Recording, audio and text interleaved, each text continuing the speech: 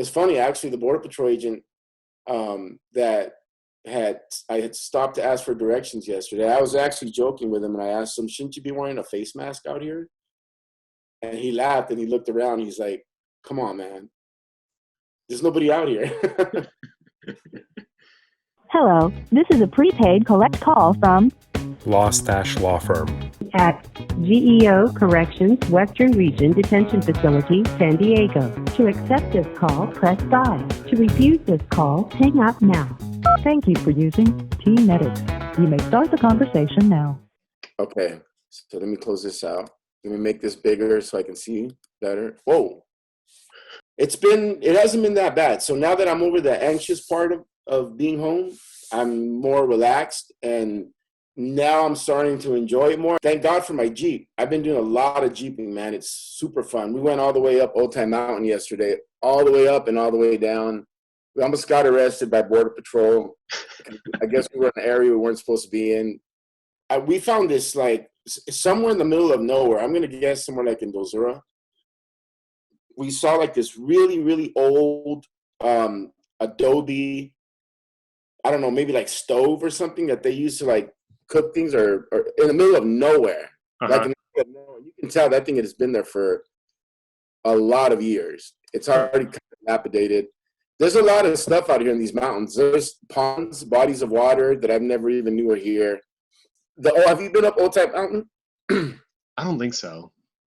So it's a very narrow road, and the only traffic we saw yesterday were Border Patrol trucks. But they don't mess with you when you're on there. But there was a few times, I'd say maybe 3 or 4 times, where we had to actually back the Jeep up, back it up, so that we could find a spot so that they can pass. Because it's usually most of the entire road is really narrow. Only one car can fit with. Are there more Border Patrol now than ever? This is the first time this is the second time I went up the mountain, and then the first time I went, I came back. I retracted. I came back down the same way I went up. Yesterday, we went up the mountain, and then we went a little bit further because I think there's 2 exits. There's 3. Like, it's kind of like a Mercedes star kind of. Okay. And so we went on the way. First, we went the way going towards like CCA. Yeah. And yeah, there was a lot of Border Patrol. There's a lot of Border Patrol. We saw some military trucks. We saw a lot of people with that. Like there was one spot up there where they must have been doing some training, and there was like camouflaged uniforms with Border Patrol agents. They must have been Border Patrol agents. Yeah. And then we came back. When I saw where that road was going, when I saw Mexico, and you can kind of see Old Time Mesa, we went back up to the top of the mountain, and then we went back the third way, the way I'd never been before. And there we saw maybe 1 or 2. But when we got to the bottom, you really don't have any signal up there. So there's no map, you can't map anything or anything like that. But when we got up there, we got down to the bottom, we didn't know, we lost all sense of direction. So we were supposed to have made a left to go back towards the 94, but instead we made a right. And we went down. It was beautiful, man. We were actually somewhere in the middle of, I don't know where, in this valley, I think. So on the way back was when we saw that we weren't supposed to be in there. There was a gate, but the gate was open.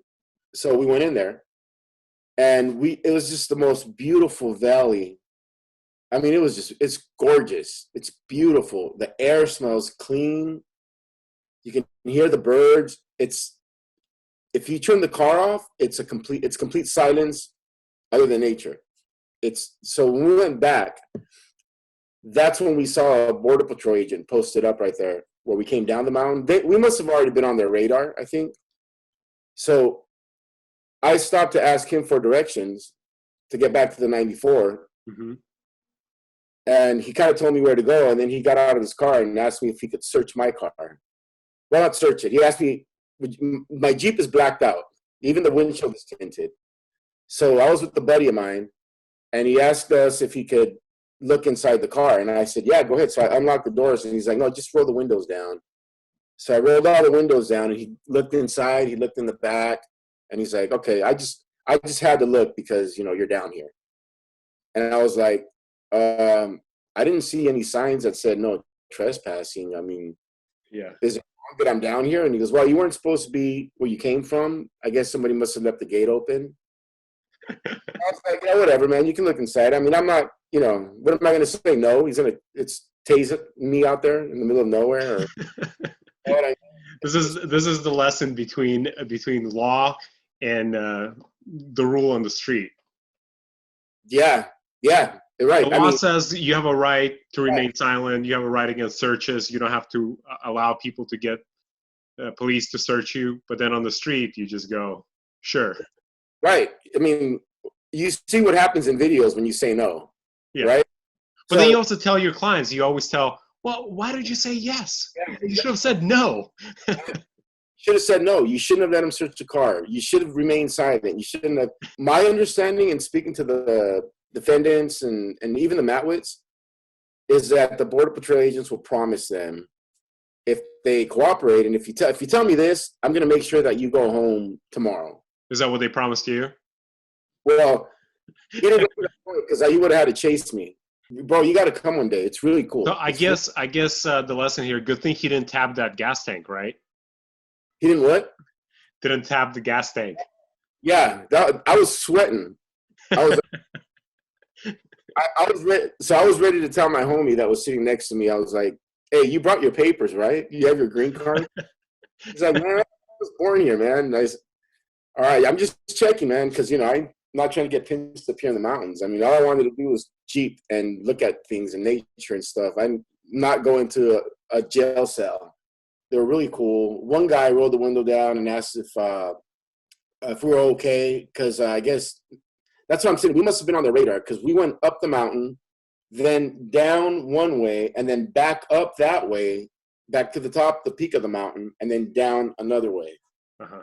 So I guess he just asked if we were okay because he might have thought we were lost or we haven't found the people we're looking for to pick up.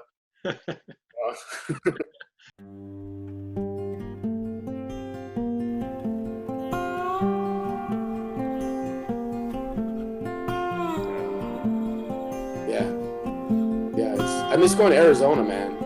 I was complaining about it now. Yeah. Now it's like, I have friends that, at the San Luis Detention Center, and they'll text me, and they're like, hey, are you still alive? I'm alive. I'm locked up in my house, but alive. So I actually miss it. I miss those trips. I miss hanging out with my friends. I mean, you guys. Yeah. It's always fun to hang out. And